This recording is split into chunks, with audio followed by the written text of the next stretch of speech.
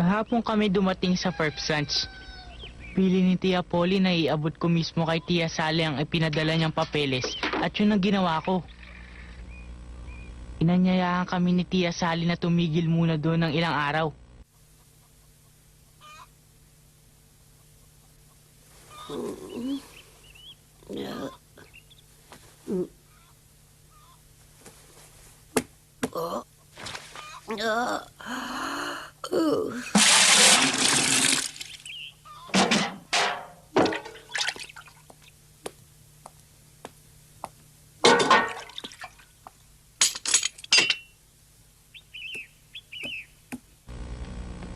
Magandang umaga po, Tia Sally. Oh, Tom, magandang umaga. Ang aga mo yata. Si Sid po pala, gising na po ba? Ewan ko hindi ko pa siya nakikita. Ang aga niyo naman po magtrabaho. Ang tiyo mo't si Oscar gising na rin at nasa kwadro't nagtatrabaho. Talaga po?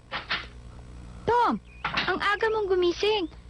Pagod na pagod ka kahapon, dapat matulog ka pa ng matagal. Ewan ko ba kung ba't ang aga ko nagising. Si Sid maaga siya nagising kasi wala na siya sa kama nang magising ako.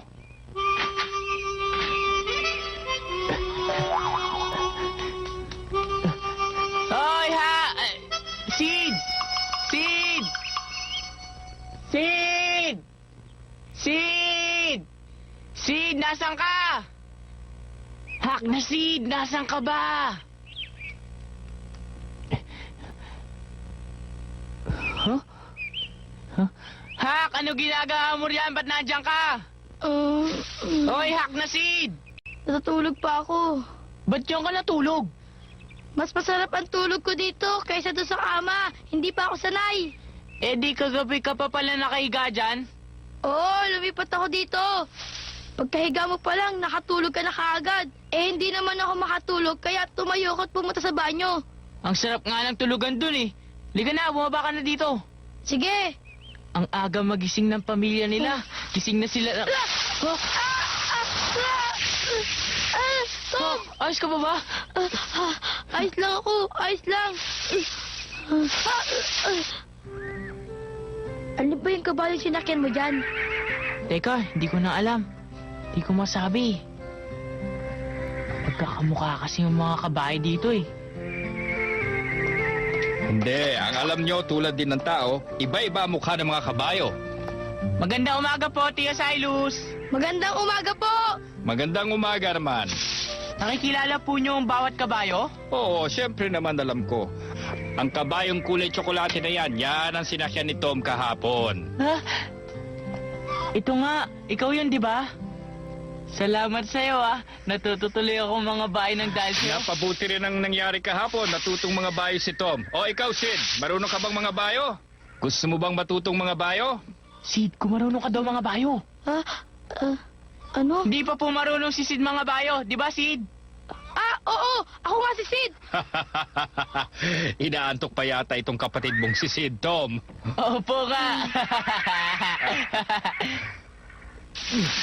Siya nga pala, Tom. Po?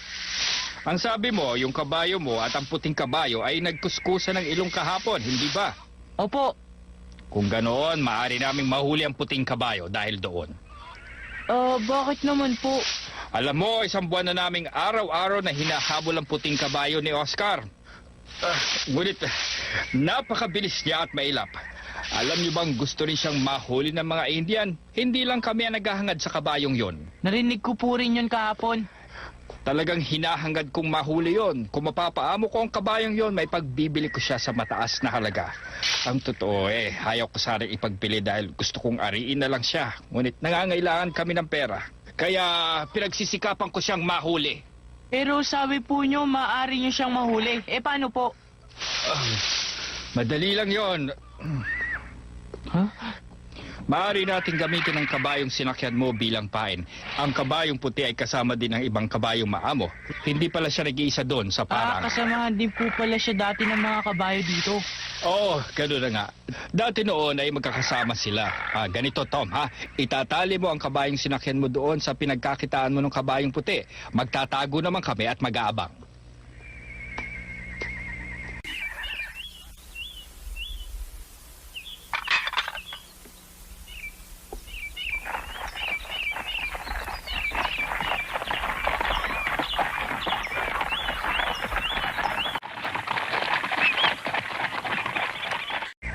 Gusto ni Tio Silas na mahuli yun para maipagbili sa mataas na halaga, di ba? Oo nga, kasi kailangan namin ng pera. Hindi na namin mababayaran ng mga trabahador namin. Kaya kailangan mahuli nila yon.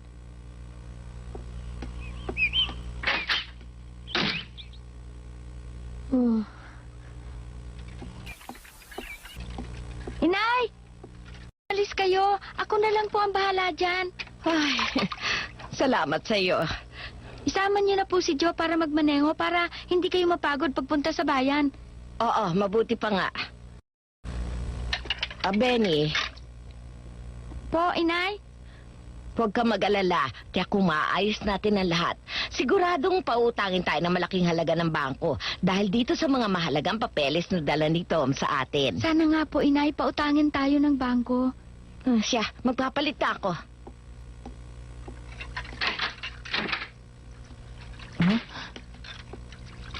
Aalis ba ang Tia Sally? Oo, pupunta siya sa bayan. Gagamitin niya ang karwahe. Sid, sasama ka ba mamaya sa bayan? O dito ka na lang? Kahit na ano, Tom, ayos lang ako. Tom, mahalaga ang lakad ng inay ngayon, kaya kung pwede, pabayaan na lang natin siyang mag-isa.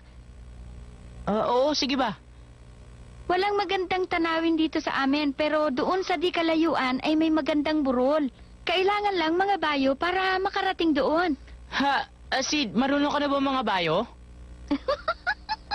Hindi pa nga eh, pero bakit dahil lang doon pinagkatawanan mo ko, Benny? Hindi ako nagtatawa dahil hindi ka marunong mga bayo, kundi dahil tuwing tatawagin ka ni Tom, ang sinasabi niya, Sid, ba't Ang ganon? sabi ko ba, Hak, Sid?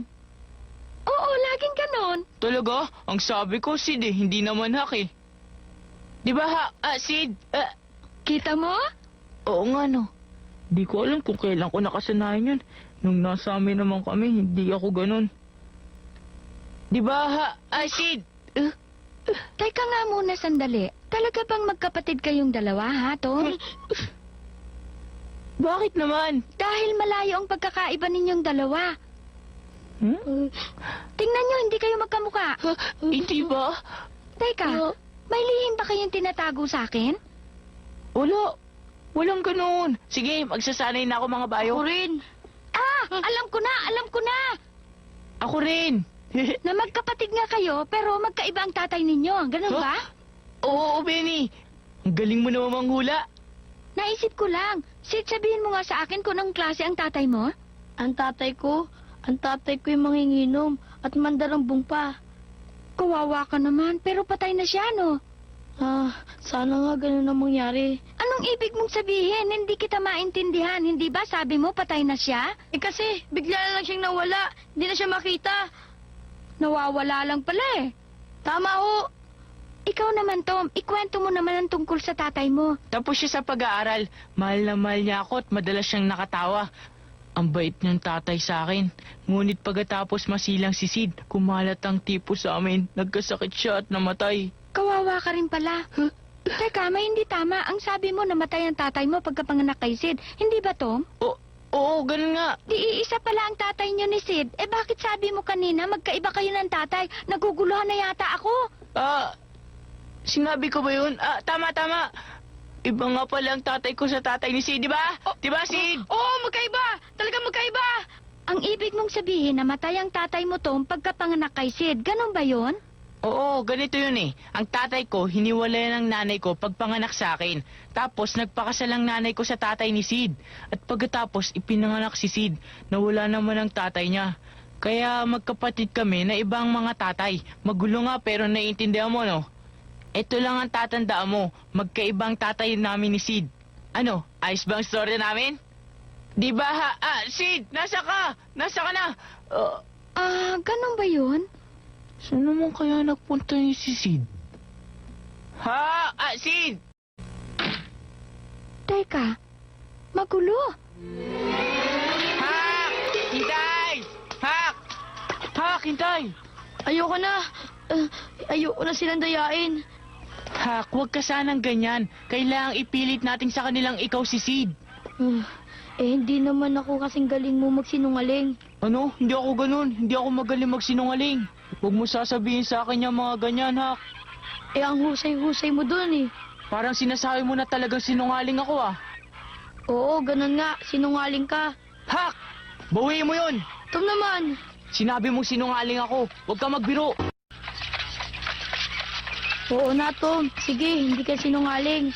Ayan, pinapatawad na kita. Tom, Sid, anong ginagawa nyo? Huwag kayong mag-away na dalawa. Huh? Ano pong sinasabi nyo? Hindi po kami nag-aaway. Talaga? Dinadaya ba ako ng mata ko? Oh, siguro po. Si Sid po at ako ay nagkakatuwaan lang. Di ba, Sid? Di ba? Mabuti naman. O siya, pupunta ako sa bayan. Paalam po, Tia. Hak, pati na tayo. Sinungaling ka pa rin, Tom.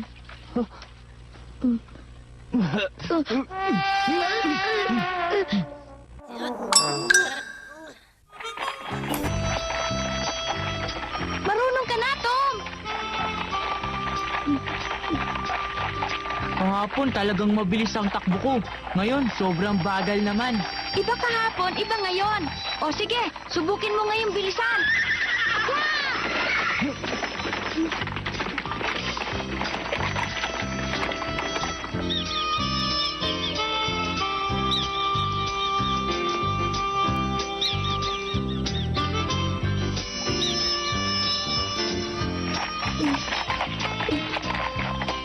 Aray, para yata nagasgas ang breath ko sa balakang Ang sakit.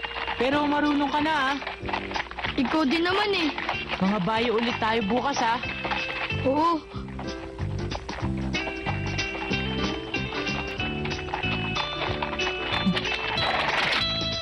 Huh?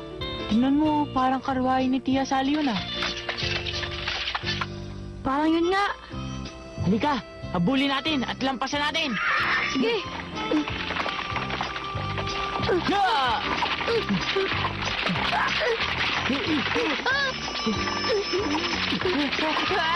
Tia Sally! Tia Sally!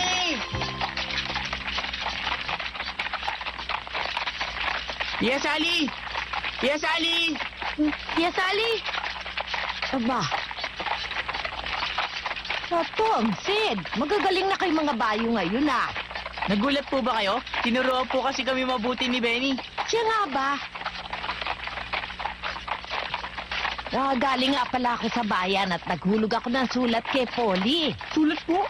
Sinulat kong kayo ni Sid ay dumating dito ng ligtas. At maaari na kaming pahiramin ng bangko ng pera. Salamat sa ipinadala niyang mga papeles sa iyo, Tom. Sinulat niyo pong dumating kami ni Sid dito? Oo.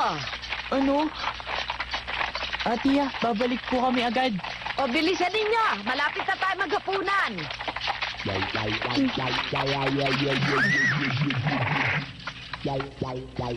Kailan kaya matatanggap ni Tia Polly ang sulat, Tom? Siguro mga 4 o 5 araw yon, Hak. Magugulat siya pag nabasa niyang nakalagay sa sulat na kasama mo si Sid, hindi ako. Talagang magugulat yun. Anong gagawin natin? Wala, ano pa ba magagawa natin dun nandito ka na? Mapapagalitan ka pag uwi natin. Di bale, Kawawa ka naman. Dapat hindi na ako sumama. dapat sana pinagtapat na agad natin sa kanila na ikaw ang kaibigan kong si Hak. Tatanggapin ka rin pala nila eh. Kita mo naman, ang babait nila. Kasi naman, ngayon ko lang sila nakita at nakilala. Hindi ko kasi alam kung anong klase mga tao sila. Kaya naisipan ko magsinungaling. Pero hindi ko sinasadya yun. Ako na lang ang magtatapat sa kanila, Tom. Wag mo na lang gawin yun. Ituloy na lang natin ang pagkukunwari magkapatid tayo. Hak, tayo na. Dali.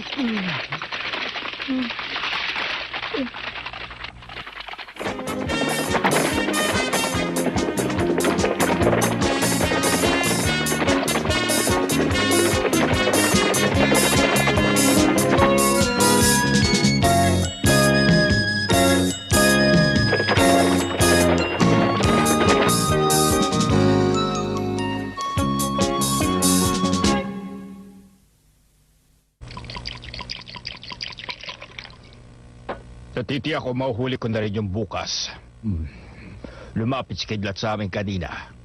Si Kidlat? Habang hinihintay namin siya, nag-isip na kami na ipapangalan sa kanya at Kidlat nga ang naisip namin. Mula ngayon, yun ang itatawag natin sa puting kabayo. Wala bang mas magandang pangalan? Bagay sa kanya ang puting Kidlat, hindi ba? Opo, bagay nga. Tiyo, lumapit po ba sa inyo si Puting Kidlat? Una siya nakita ng mga Indian at hindi sila nag-aksaya ng panahon. Hinabol siya. Ha? Siguro po hindi po nila mahuli, no? Hindi, kay bilis kasi. Kasing bilis ng kidlat tumakbo ang kabayong yun. At Tio Silas, maaari niyo po ba kaming isama ni ni Sid bukas? Oo, ngunit marahil matagal kayong maghihintay. Baka naman kayong mainip na dalawa. Hindi po bale, basta isama niyo lang po kami. Gusto ko po kasing makita kung paano niyong hulihin si Kidlat.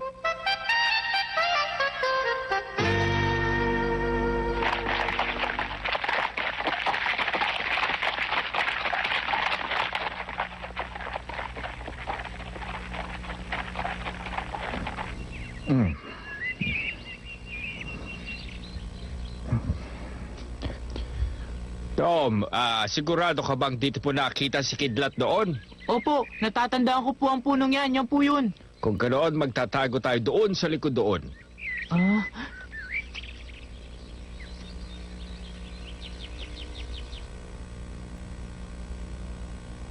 Sinabi po ba ninyo sa itay na pahihiramin na tayo ng pera ng bangko? Oo, sinabi ko. Oh? Di hindi na po natin kailangang mahuli ang puting kabayo. Hindi na niya ipagbibili yon. Sa kanya na lamang daw yon. Gusto niyang ariin na ang puting kabayong yon. Huwag kang pahuhuli, Kidlat! Ha? Benny!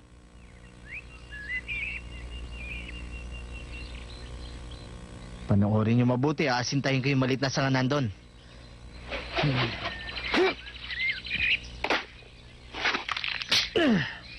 ha? Ang galing! Ulit pa! Gusto ko matutuhan yun Tom, huwag mo masyadong ilakas ang pagsasalita mo. Pag dumating si Kidlat, agad yung tatakbo pag nadinig ang boses mo. Mabubulabog.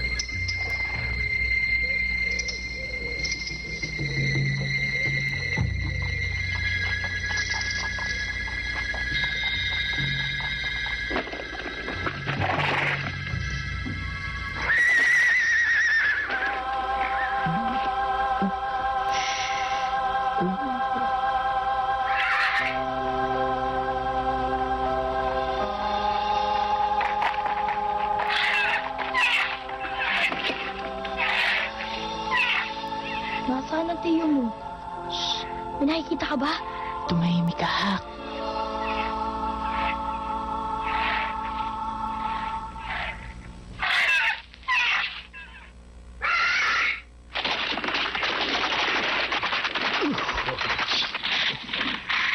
Ngayon na, pagkakataon ng start!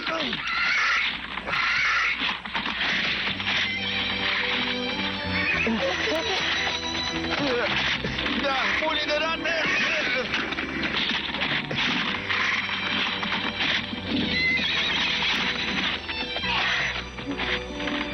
Nahuli din nila ang puting kabayong si Kidlat sa wakas. Talagang maganda at matikas siyang kabayo. Ngunit ibang nararamdaman ko nang nahuli siya. Hindi ako natutuwa. Dapat sana hindi siya nahuli.